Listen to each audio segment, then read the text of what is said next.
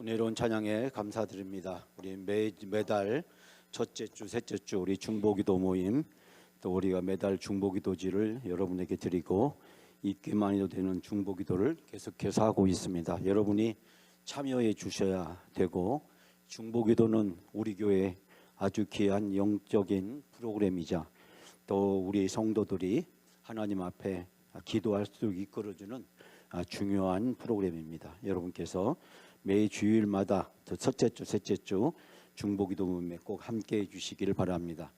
오늘 영광성동 통독 대하 우리가 이제 함께하면서 이스라엘의 역사를 늘 생각합니다. 여러분, 우리가 성경을 펼칠 때 창세기부터 요한계시록까지 하나님의 구원의 역사는 어떻게 전개되는가, 우리는 여러 가지 사건들을 통해서 생각을 해보게 됩니다. 전지의 창조, 모든 것은 어떻게 시작이 되었는가? 그 시작이 하나님에 의해서 시작되었다. 그러므로 모든 것의 주인은 하나님이시다라고 하는 것이 창조의 메시지입니다. 노아의 방주 사건이 우리에게 주는 영적 교훈은 무엇을 얘기합니까? 죄는 반드시 심판을 받으며 하나님은 반드시 그 사랑하는 자들을 구원하신다라는 것을 우리는 노아의 방주 사건을 통해서 발견하게 됩니다. 죄인들은 심판을 보지만 그러나 믿음이 있는 성도들은 하나님의 구원의 역사를 보게 됩니다. 교회가 곧 구원의 방주고, 우리는 이 교회 구원의 방주를 통해서 천국행 항해를 오늘도 함께하고 있습니다. 우리는 방주에 탄 사람이고, 이 방주는 바로 예수 그리스도의 십자가입니다. 우리가 십자가라는 방주에 타서 오늘도 천국행 항해를 할 수 있다는 것이 얼마나 큰 은혜고 축복입니까? 그런데 우리에게는 때때로는 신앙의 도전과 위험이 수시로 다가옵니다. 그것은 바로 우리가 마치 내 힘으로 모든 것이 된 것처럼 착각하는 것입니다.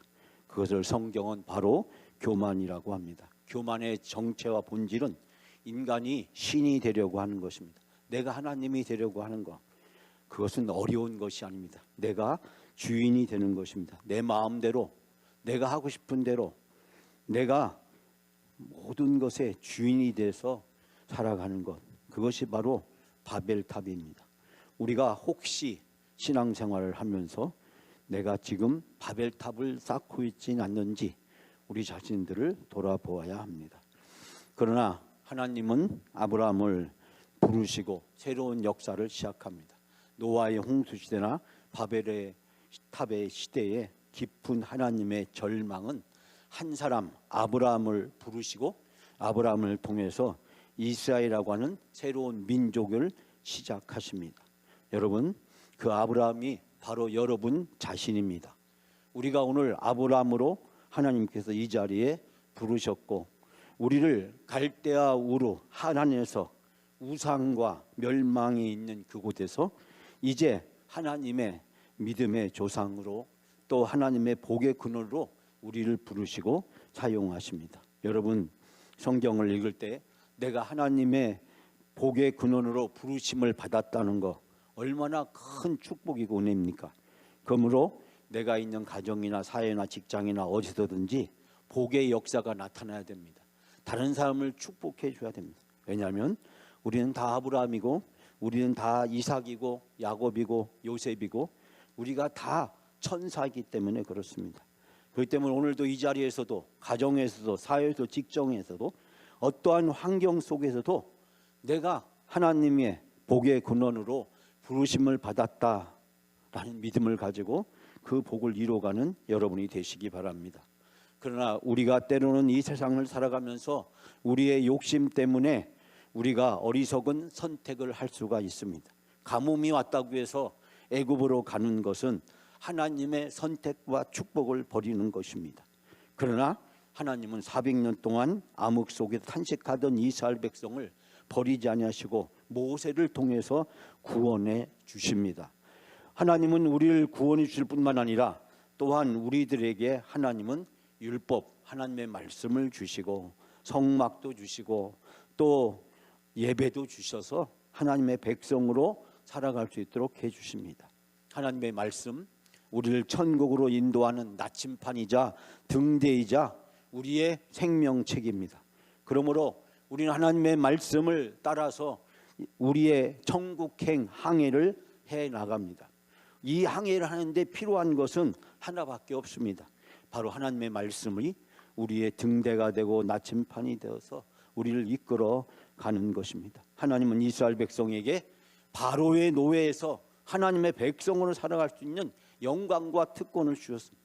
우리는 이 세상에서 사탄의 노예로 살아가는 것이 아니라 하나님의 자녀로 살아갈 수 있는 축복을 우리에게 베풀어 주셨습니다. 사랑하는 여러분, 그런 우리들 하나님은 이제 약속하신 젖과 꿀인 땅으로 인도해 주십니다.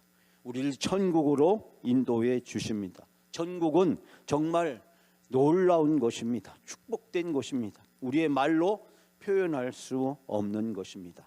그런데요, 이런 하나님의 축복을 받았음에도 불구하고 우리는 세상을 바라다 보면서 쉽게 절망하고 좌절하고 또 세상을 보면서 하나님을 보지 못하는 어리석음을 범하게 됩니다. 그런 우리들에게 하나님은 신실하시게 하나님의 약속을 반드시 지키십니다. 젖과 꿀은 가나안 땅을 주시겠다고 약속하셨고 그 여리고성을 하나님은 믿음으로 무너지게 하십니다. 오직 믿음으로 여리고성을 무너뜨리고 가나안 땅을 정복합니다. 이 모든 전쟁은 하나님의 전쟁이고 하나님의 능력과 은혜 가운데 승리하게 되는 것입니다. 사랑하는 여러분, 우리는 이 가나안 땅에서 살아가면서 하나님의 놀라운 은혜와 축복을 누리게 됩니다.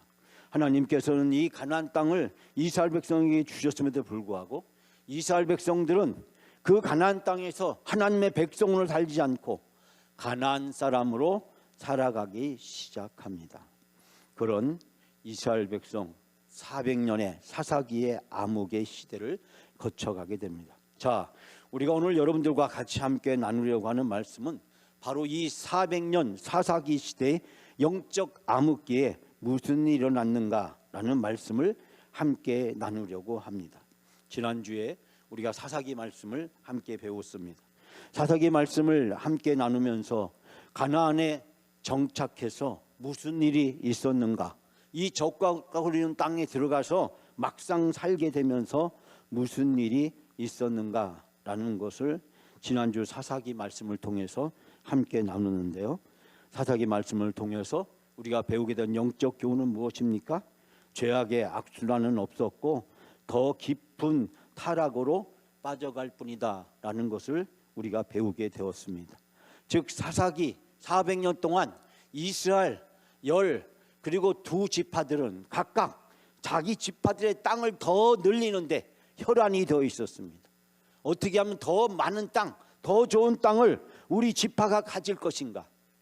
사사기 400년 동안 세상에 대한, 땅에 대한 인간의 탐욕이 극대화되고 그 탐욕은 이스라엘 백성들을 비극으로 이끌고 가게 됩니다. 옆에 있는 다른 지파가 공격을 당해도 우리 지파가 공격을 당하지 않으면 안심하고 그리고 다른 지파의 고통을 강 건너 불구경하듯이 합니다. 지파주의, 지파의 이기주의, 그 지파별 땅에 대한 집착과 탐욕은 사사기 400년 동안 이스라엘 백성들을 암흑으로 몰아갑니다. 욕망이 깊어지면 깊어질수록, 집착하면 집착할수록 인간은 더 행복해지는 것이 아니라 마치 콜라를, 사이다를, 탄산음료를 마시면 마실수록 인간의 갈증이 더 깊어지듯이 죄는 더 깊게 빠져가게 되고 이스라엘 백성은 더 깊은 타락으로 빠져가게 됩니다. 여러분, 무슨 일이 있었습니까?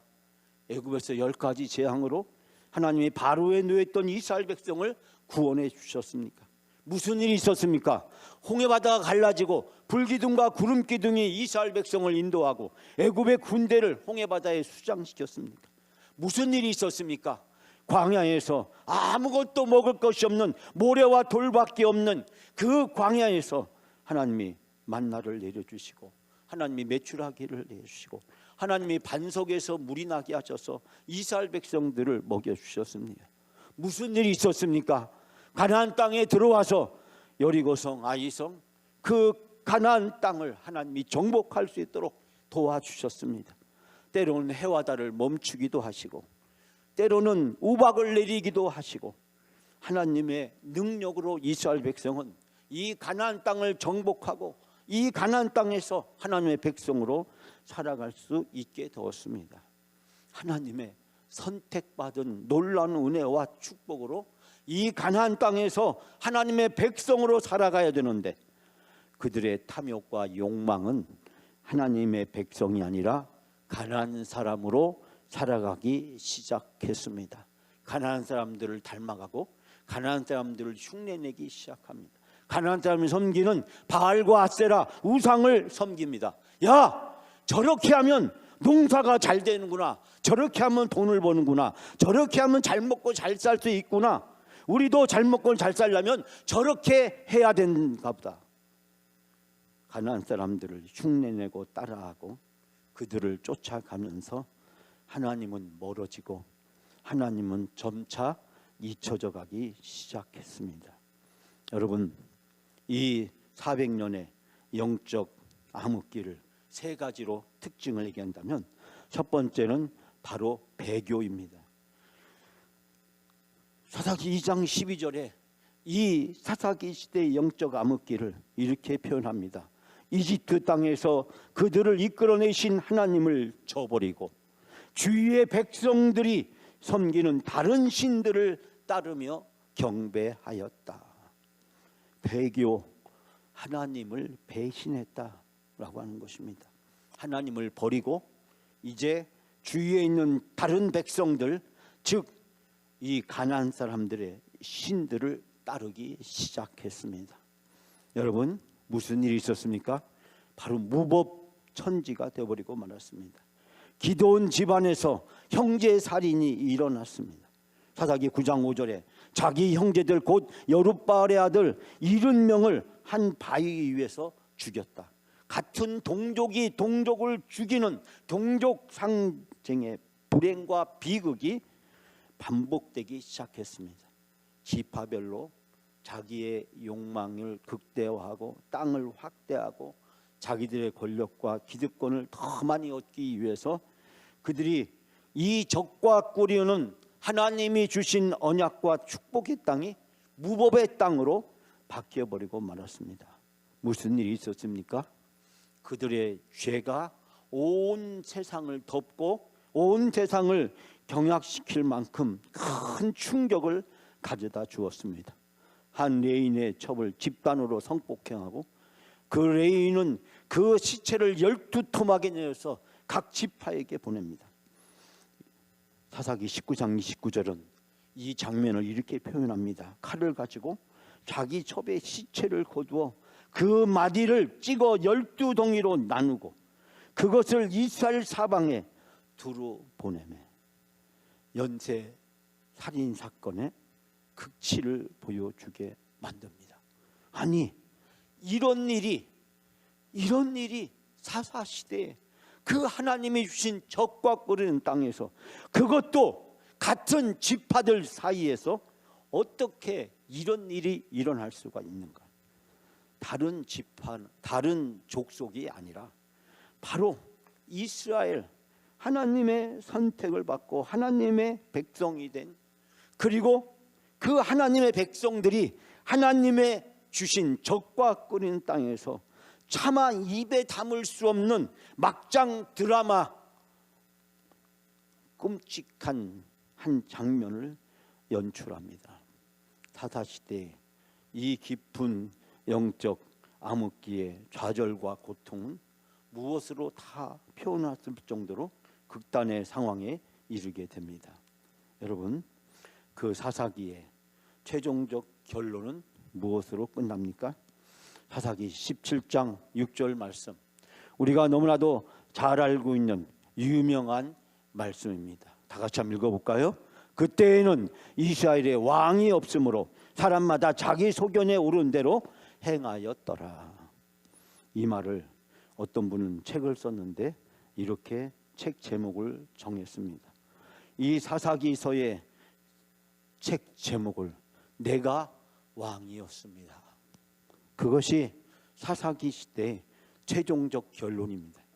여기서 내가는 누구를 얘기하는 겁니까? 이스라엘 백성입니다. 적과 끓이는 땅을 축복으로 받은 하나님의 백성입니다. 그 하나님의 백성이 지금 어떻게 해요? 왕이 되었다는 거예요. 하나님 대신에 내가 왕이 되었다. 이스라엘 백성들이 각각 모두가 다 12지파가 그리고 그 12지파의 모든 이스라엘 백성들이 왕이 되었다라고 이야기를 하고 있습니다. 이 말을 유진 피터슨의 메시지 성경은 이렇게 말씀한다고 지난주에 말씀드렸습니다. 제멋대로 하던 시대였다. 무엇이든지 자기 마음대로 원하던 대로 행했다. 여러분, 어디서 많이 들어본 얘기 아닙니까? 오늘날 바로 우리 현대 사회를 살아가는 현대인들을 가리키고 있습니다. 현대인들을 움직이는 것 무엇입니까? 내 멋대로, 자기 소견이 옳은 대로, 무엇이든지 내 마음대로 내가 주인이 돼서 살아가는 시대. 이 사사기의 깊은 절망과 암흑기, 그 암흑기의 한 이야기를 오늘 성경 말씀은 소개하고 있습니다. 여러분, 이 400년의 영적 암흑기에 하나님의 백성이었던 이스라엘 백성은 이렇게 타락하고 이렇게 부패하고 이렇게 깊은 절망의 나락에 빠져 있을 때 성경은 이방인 한 여자의 이야기를 소개합니다. 오늘 룻기는 바로 사사기의 부록과 같은 책이고 사사기와 그리고 사무엘 상하를 연결시켜 주는 작은 에피소드를 우리에게 소개해 주고 있습니다. 사사기가 400년 동안 이스라엘 백성들의 역사라고 한다면 이 룻기는 그 400년의 어느 한 시간 한 사람의 이야기를 우리에게 소개하고 있는데 놀라운 것은 이 400년의 영적 암흑기와 그리고 이 사무엘을 연결시켜 주는 한 여인의 이야기를 소개하고 있다는 것입니다. 이 여인의 이야기를 빠뜨리고서는 이 사사기와 그리고 사무엘 상하를 연결시킬 수가 없습니다. 하나님의 구원의 희망은 400년의 암흑과 절망에서 끝나는 것일까요? 아니면 그곳에서 새로운 역사를 쓰여져 가는 것일까요? 많은 작가들은 이 룻기의 이야기를 아름답게 그림으로 표현하려고 많은 노력을 하고 있습니다. 룻이 어떻게 시어머니와 함께 베들레헴에서 베들레헴으로 다시 되돌아오게 되었는지, 그리고 베들레헴에 돌아온 그 룻과 그의 가족들에게 무슨 일이 생겼는지, 룻의 가족의 그 비극적 슬픔은 어떻게 희망으로 바뀌어 갔는지, 그 감동적인 이야기를 우리에게 소개합니다. 많은 분들은 이 룻기에 대해서 많은 책을 썼는데 어떤 분은 이야기하기를 인생의 흉년에 붙잡아야 될 하나님의 손이다라고 이야기합니다. 인생의 흉년에, 룻기는 흉년으로부터 시작됩니다. 우리는 살아가면서 수없지만은 흉년에 부닥치게 됩니다. 그 흉년에 붙잡아야 될 하나님의 손. 어떤 분은 인생의 반전을 꿈꾸라. 여러분, 모압의 여인, 남편도 죽고 시아버지도 죽고 이제 아무런 희망이 없는 한 여인의 드라마틱한 인생 반전의 역사가 룻기에 나타나고 있습니다. 어떤 분은 이렇게 썼습니다. 은혜는 더 낮은 곳으로 흐른다. 우리가 한참 묵상해야 이 깨달을 수 있는 말씀의 내용인데요. 은혜는 높은 곳에서, 저 예루살렘에서 더 영광스러운 왕궁이 아니라, 그리고 자랑스러운 이스라엘의 명문 지파 가문이 아니라, 이스라엘도 아니고 이방인이고 하나님의 진멸의 대상이었고 이스라엘 백성의 무시와 괄시 속에 천대를 받던 그 이방인 한 여인으로부터 하나님의 은혜의 역사는 시작된다고 하면서 은혜는 더 낮은 것으로 흐른다. 어떤 분은 아주 철학적으로 상실과 체험이라고 정했습니다. 우리가 상실된 오늘의 세계 속에서 박탈감 속에 살아가는 현대인들의 영적 필요를 어떻게 채워줄 수 있을까? 바로 상실과 체험이란 이야기. 마지막으로 어떤 분은 이런 이야기를 쓰고 있습니다. 회오리바람이 지나가면. 오늘도 버텨낸 당신에게 룻기가 전하는 위로라고 하는 부제를 붙여서 회오리바람이 지나가면, 우리 인생의 기근과 같은 회오리바람, 시아버지도 시동생도 남편도 다 죽고 이제 시어머니와 마지막 이별을 앞두고 있는 룻기, 그 룻이 겪는 인생의 회오리바람, 우리가 인생을 살아가면서 수없이 많은 회오리바람, 그 회오리바람을 어떻게 버텨내고 어떻게 감당해낼 것인가. 여러분, 룻기에 대한 많은 분들은 다양한 각도에서 룻의 이야기를 우리에게 소개합니다. 저는 오늘 여러분들에게 이 룻기와 사사기를 이야기하면서 먼저 이 룻기의 후속, 사사기의 후속편이요, 사사기의 별책부록이요, 사사기의 간절기 이야기라고 이야기할 수 있는 이 룻의 이야기를 먼저 잠깐 비교해 보려고 합니다. 이 표가 여러분에게 한눈에 보기에는 약간 좀 작아 보이는데요, 제가 성경 공부가 아니라 설교식으로 단순하게 하려고 굉장히 지금 노력을 기울이고 있는데 쉽지가 않네요. 자, 이 사사기는 영적 암흑을 다루고 있다면 룻기는 영적인 빛을 우리에게 소개해 주고 있습니다. 이 사사시대는 부도덕하고 우상 숭배와 그리고 타락과 퇴보와 불신에 대해서, 정욕과 그리고 인간의 잔인함에 대해서 이야기합니다. 사사기를 한마디로 요약한다면 뭐라고 할 수 있을까? 여러분, 어느 책은 이런 얘기를 합니다. 불순종은 비탄을 가져온다. 이 사사시대의 그 불순종은 비탄을 가져온다. 자, 하나씩 다 일일이 비교해 설명하기가 좀 어려운 감이 있지 않습니다만, 그에 비해서 룻기는 어떤가요? 충성됨, 의, 순결을 우리에게 보여준다. 룻기는 참되신 하나님을 따름과 그 하나님을 따름의 결과를 우리에게 설명해 준다. 룻기는 헌신이 무엇인지, 사랑이 무엇인지, 그리고 순종하는 믿음이 축복으로 이끈다. 또 사랑과 친절함에 대해서 이야기한다. 특별히 순종하는 믿음이 축복으로 이끈다.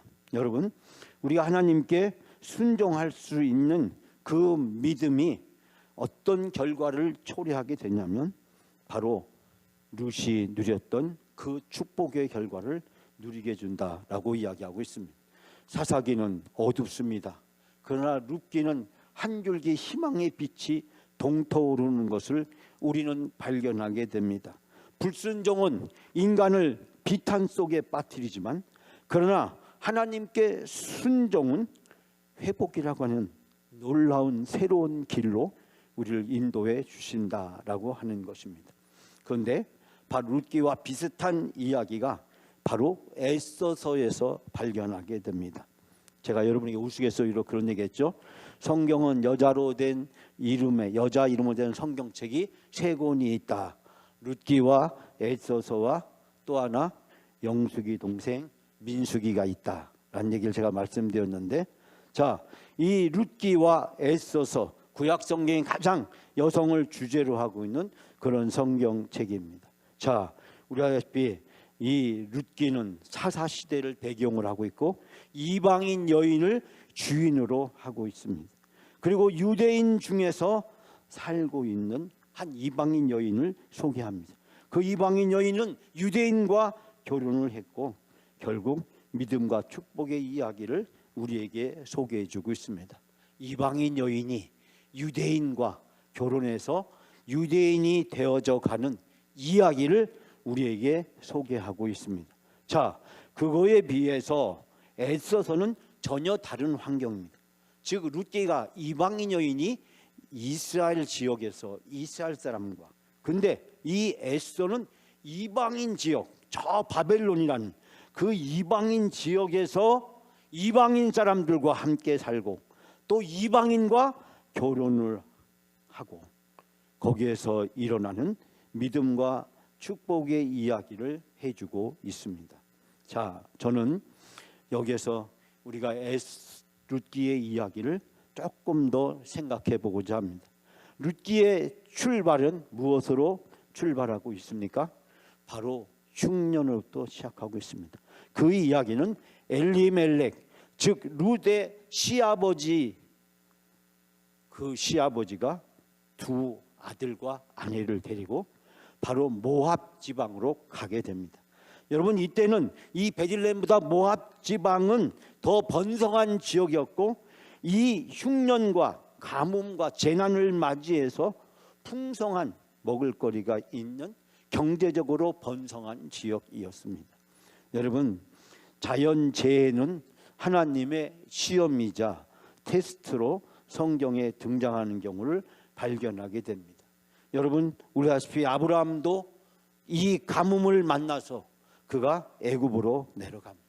이삭도 애굽으로 내려가다가 중단을 당하게 됩니다. 그리고 요셉의 시대에 야곱은 그의 온 가족을 데리고 이집트로 내려가게 됩니다. 하나님의 약속은 가나안 땅에 있는 것이지 비옥하고 경제적으로 번성한 모압 땅에 있는 것도 아니고 애굽 땅에 있는 것도 아닙니다. 그러므로 모압이나 애굽으로 이주하는 것은 명백한 불신앙인 것입니다. 즉 하나님의 약속을 끝까지 신뢰하지 못하는 것입니다. 이삭이 애굽으로 내려가는 것을 중단했을 때 하나님이 그랄 지방에서 이삭에게 복을 주십니다. 그에게 100배나 되는 놀라운 복을 얻게 해주시는 하나님의 놀라운 능력을 보게 됩니다. 그리고 그가 파는 곳마다 그 땅에서 물이 나오는 놀라운 기적의 역사를 보여주십니다. 자연재해는 하나님의 일시적인 시험인 것입니다. 그러므로 그 시험 앞에서 그 시험을 피해서 모압으로 애굽으로 날아가는 것은 바로 불신앙을 보여주는 것입니다. 그 결과 이 가정에 무슨 일이 생겼습니까? 가장이었던 엘리멜렉이 죽음을 당하게 됩니다. 그리고 두 아들을 이방인과 결혼시켰지만 그 이방인과의 결혼은 바로 선택받은 이스라엘 백성에게는 금지된 것이었고 결국 두 아들이 죽음을 맞이하게 됩니다. 하나님이 이방인과의 결혼을 금지한 것은 신앙의 순수성을 유지하기 위한 하나님의 고육지책이었음을 우리는 간과해서는 안 됩니다. 왜 하나님은 이방인과 결혼을 금지시켰을까? 그 결과로 결국은 두 아들이 그곳에서 죽음을 당하게 됩니다. 아버지도 없고 두 아들도 죽게 됩니다. 여러분, 바로 이 모압 지방에 있는 이방인, 그들은 누구를 이야기합니까? 노숙자나 외국인보다 이방인은 낮은 신분이었고 과부나 고아, 영주 외국인 등 이 모든 사람들은 언약의 특권이 없는 구원의 반열의 대상에서 제외된 사람이었음을 발견하게 됩니다. 엘리멜렉의 가족이 베들레헴을 떠난 것은 하나님의 시험을 그들이 받아들이지 못하고 불신앙을 선택한 것이었다는 사실을 발견하게 됩니다. 여러분, 룻기는 1장부터 4장까지 짧은 내용으로 되어져 있습니다. 여러분, 룻기 1장의 내용 여러분이 잘 아는 내용입니다. 이제 무슨 일이 있었을까요? 바로 시어머니가 두 며느리에게 너의 고향 같은 민족 있는 땅으로 되돌아가라 라고 이야기를 합니다. 그 시어머니의 말에 룻은 새로운 결단과 헌신을 하게 되고 베들레헴으로 되돌아오게 됩니다. 베들레헴에서 무슨 일이 있었을까요? 바로 보아스를 만나고 보아스에게 도움을 받게 되고 보아스와 결혼함으로써 이 집안의 새로운 희망의 역사가 시작되는 것을 보게 됩니다. 한마디로 이 룻기의 이야기는 유대인은 이방인이 되어져 가고 유대인은 이방인이 되어져 가고 그리고 이방인은 유대인이 되어져 가는 이야기를 우리에게 소개해 주고 있습니다. 여러분, 사사기를 통해서 우리가 배운 귀중한 교훈은 무엇입니까? 하나님의 백성이 이방인으로 되어갔다. 그래서 그들은 깊은 영적 암흑기에 빠져들었다. 이 400년의 영적 암흑기에 바로 이스라엘 사람이 아니라 명문 지파 가문의 남자가 아니라 한 이방인 여인을 소개하고 그 이방인 여인이 어떻게 유대인이 되어져 갔는지, 그러므로 400년의 영적 암흑기를 어떻게 돌파했는지를 우리에게 이 룻기는 소개해주고 있습니다. 자, 룻기의 4가지 중요한 성경 구절 말씀을 소개하고 저는 오늘 설교의 마지막 결론 부분을 향해서 나아가려고 합니다. 자, 첫 번째 주제, 가나안 생활에서 무슨 일이 있었을까요? 자, 룻기 1장에 나오는 말씀입니다. 우리 다 같이 함께 봉독합니다. 어머니께서 가시는 곳에 나도 가고 어머니께서 머무시는 곳에 나도 머물겠나이다. 어머니의 백성이 나의 백성이 되고 어머니의 하나님이 나의 하나님이 되시리라. 아멘. 룻의 고백입니다. 룻은 바로 모압 여인입니다. 이방인 여인입니다. 그런데 자기 민족을 이제 배신하고 자기 민족을 버리고 이제 이스라엘 사람이 되기를 선택하겠다는 것입니다. 여러분, 이스라엘 사람이 되기를 선택하겠다는 룻의 결단을 발견하게 됩니다. 이방인이 유대인이 되는 길은 2가지가 있었는데 남자는 할례를 받는 것이고 여자는 바로 신앙을 고백하는 것입니다. 우리가 이미 라합의 경우를 통해서 발견하게 됩니다. 라합이 하나님에 대한 무소부재의 그 믿음과 신앙을 고백함으로 이방인 여인이었던 라합이 이스라엘 사람이 되는 이야기를 여호수아는 우리에게 소개하고 있습니다. 많은 분들이 그 여호수아서 2장에 소개하고 있는 라합의 신앙 고백이 무엇을 의미하는지를 간과한 경우가 많습니다. 신앙 고백이 없이는 유대인도 유대인이 아니고 이방인도 유대인이 된다라는 사실을 발견하게 됩니다. 신앙 고백이 없이, 믿음이 없이 하나님의 백성, 하나님의 자녀가 될 수 없다라고 하는 사실을 바로 이 룻의 신앙 고백은 우리에게 가르쳐 줍니다. 여러분, 이제 룻기 2장을 읽다 보면 우리는 또 일어난 한 사건을 우리에게 발견해 줍니다. 자, 이제 바로 모압 땅에서 베들레헴으로 되돌아온 룻과 그의 가족에게 무슨 일이 생겼을까요? 자, 우리 함께 영상을 통해서 나온 2장 10절 말씀, 자, 이 세번역 성경인데요, 같이 함께 봉독합니다.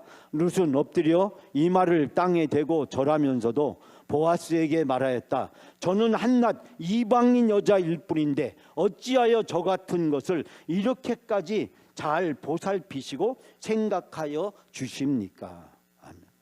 여러분, 여기에서 룻은 보아스에게 이렇게 합니다. 한낱 이방 여자일 뿐인데,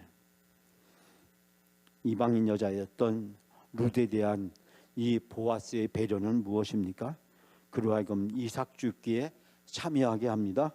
뿐만 아니라 품꾼들과 함께 식사 자리에 함께 동참하게 합니다.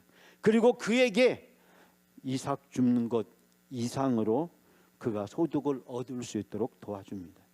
버려진 이방인 여인에 대한 이 보아스의 마음은 바로 긍휼과 자비와 친절이었음을 우리는 여기서 발견하게 됩니다. 고아, 과부, 이방인에 대한 하나님의 깊은 사랑과 배려를 우리는 이 보아스의 마음에서 발견하게 됩니다. 여러분, 바로 어찌하여 저 같은 이 이방인 여자일 뿐인데 이렇게 살펴주시고 생각해 주십니까? 자, 바로 이 가정에 무슨 일이 생겼을까요? 자, 우리 룻기 3장 말씀 다 같이 함께 읽습니다. 그리고 이제 내 딸아 두려워하지 말라. 내가 내 말대로 내게 다 행하리라. 내가 현숙한 여자인 줄을 나의 성읍 백성이 다 아느니라. 아멘. 보아스의 결단과 보아스의 자비와 친절은 어디에서 근거한 것입니까? 그것은 바로 보아스의 신실한 믿음에서 근거한 것이고, 또 이 룻이 보여준 신실한 삶의 모습이었음을 우리는 발견하게 됩니다. 3장 11절에서 내가 현숙한 여자인 줄을 나의 성읍 백성이 다 아느니라. 단순히 구걸을 하는 그런 비천한 여자가 아니라 바로 이 룻의 현숙함이 바로 온 베들레헴에 있는 모든 백성들에게 다 소문이 나고 알려졌다라는 것을 이야기를 하고 있습니다. 비록 룻은 가난한 이방인 여인이었습니다. 시어머니를 모시고 이제 베들레헴에 살기 위해서 왔습니다.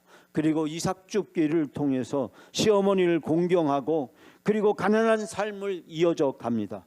그러나 그런 상황 속에서도 룻은 비굴하거나 비천하거나, 그러나 그는 어리석은 삶의 모습이 아니라 현숙한 여인의 모습을 그가 보여주고 있음을 발견하게 됩니다. 그리고 이 현숙함을 통해서 내 말대로 내게 다 행하리라, 룻이 하나님의 보상과 축복을 받게 되는 것을 보게 됩니다. 이 룻기의 짧은 이야기는 마지막 4장 보아스와 룻의 결혼과 그리고 그 결혼의 결과를 통해서 한 이야기를 우리에게 4장 17절 말씀은 소개합니다. 우리 다 같이 함께 마지막으로 이 본문을 같이 읽습니다. 그들은 그 아기의 이름을 오벳이라고 하였다. 그가 바로 이새의 아버지요 다윗의 할아버지였다. 아멘. 여러분, 애굽에서 나온 이스라엘 백성들이 라합이라고 하는 한 이방인 창녀를 통해서 하나님은 이스라엘 백성이 가나안 땅에서 하나님의 백성으로 이스라엘 백성이 살아가야 될 길을 열어주십니다. 400년의 영적 암흑기를 통해서 이스라엘 백성들이 이방인이 되어져 가고 하나님으로부터 멀어져 가고 돌이킬 수 없는 죄악의 깊은 수렁에 빠져 있을 때 하나님은 이방인 여인 룻을 통해서 인류를 구원하고 이스라엘 백성을 다시 회복시킬 위대한 구원의 이야기가 시작되고 있는 것을 우리는 여기에서 발견하게 됩니다. 사랑하는 여러분, 사사시대 이스라엘 백성의 배교와 무법과 그 만행 그리고 우상 숭배 속에서 절망의 깊은 영적 어둠이 가득합니다. 레인의 첩의 죽음과 전쟁 그리고 이스라엘의 교만으로 절망적인 막장 드라마 암흑의 시대가 깊어져 갑니다. 그런데요, 하나님의 희망의 역사는 이스라엘이 아닌 한 이방인 모압 여인을 통해서 시작되고 이방인의 구원에 대한 하나님의 역사는 새롭게 시작이 됩니다. 사랑하는 여러분, 400년의 깊은 영적 암흑기에서 하나님은 이방인 여인을 통해서 놀라운 새로운 구원의 역사를 이루어 갑니다. 전 시간이 좀 길어졌지만 한 이야기를 소개하고 오늘 설교를 마치려고 합니다. 전기차의 왕 일론 머스크라는 사람, 여러분이 잘 알고 있을 것입니다. 그 일론 머스크와 함께 살았던 한 여자분은 이렇게 일론 머스크가 대해서 소개를 합니다. 일론 머스크는 노라고 말할 줄 아는 사람이었다. 한마디로 그는 노라고 말할 줄 아는 사람이었다. 자기에게 필요하지 않는 것, 중요하지 않는 것, 자기가 관심과 꿈과 에너지와 비전을 집중하지 못하는 것에 대해서 노라고, 아니오라고 그는 말할 줄 아는 사람이었다. 그런데 그가 노라고 많은 사람들의 제안과 많은 사람들의 부탁을 거절했을 때, 그가 노라고 거절하게 된 가장 중요한 이유는 자신이 진정으로 원하는 것, 자신이 진정으로 소중한 것, 자신이 진정으로 해야 될 것, 그곳에 예스를 하기 위해서 그는 바로 노라고 말할 줄 아는 사람이었다. 여러분, 일론 머스크의 부정적인 면도 많이 있지만 그러나 그에게서 한 가지 배울 수 있는 긍정적인 점은 바로 노와 예스를 선택하고 구별할 줄 아는 것이었다는 것입니다. 여러분, 룻이 보여준 이 아름다운 인생은 무엇을 이야기합니까? 그는 노라고 거절했습니다. 자기 집으로 돌아가라고 시어머니가 간곡하게 부탁을 했을 때 그는 노라고 거절했습니다. 그리고 그는 하나님의 편에 선택했습니다. 그리고 예수, 하나님의 백성이 나의 하나님이 되게, 그는 인간적인 정과 인간적인 계산이 아니라 하나님에 대한 믿음과 하나님을 선택하는 결단을 우리에게 보여주고 있습니다. 사랑하는 여러분, 오늘 나는 무엇을 선택하고 있는가? 룻기를 읽을 때 이 룻기 말씀은 우리에게 묻습니다. 당신이 룻입니까? 당신이 룻이면 당신은 오늘 무엇을 선택하겠습니까? 라고 묻습니다. 룻기 12장 12절 마지막으로 우리가 이 말씀을 같이 읽고 오늘 말씀을 마치려고 합니다. 다 같이 함께 봉독합니다. 여호와께서 내가 행한 일에 보답하시기를 원하며 이스라엘의 하나님 여호와께서 그의 날개 아래 보호를 받으러 온 내게 온전한 상 주시기를 원하노라 하는지라. 아멘. 여러분, 룻에 대한 보아스의 말입니다. 여호와께서 내가 행한 일을 보답해 주기를 원하시고 이스라엘 하나님 여호와께서 그의 날개 아래서 너를 보호해 주시고 너에게 상을 주시기를 원한다라는 말씀입니다. 룻기 2장 12절 말씀, 많은 사람들에게 신금을 울리는 말씀입니다. 사랑하는 여러분, 1장부터 4장까지 짧은 이 룻기의 말씀을 읽으면서 우리 인생의 새로운 희망을 발견하는 여러분이 되시기를 바랍니다. 룻을 통해서 하나님이 놀라운 일을 이루어 주셨듯이 하나님은 여러분을 통해서 놀라운 일을 이루어 주실 줄 믿습니다. 여러분의 선택과 결단에 의해서 하나님은 룻에게 주신 놀라운 은혜와 축복을 2025년 7월 우리들에게 베풀어 주실 줄 믿습니다.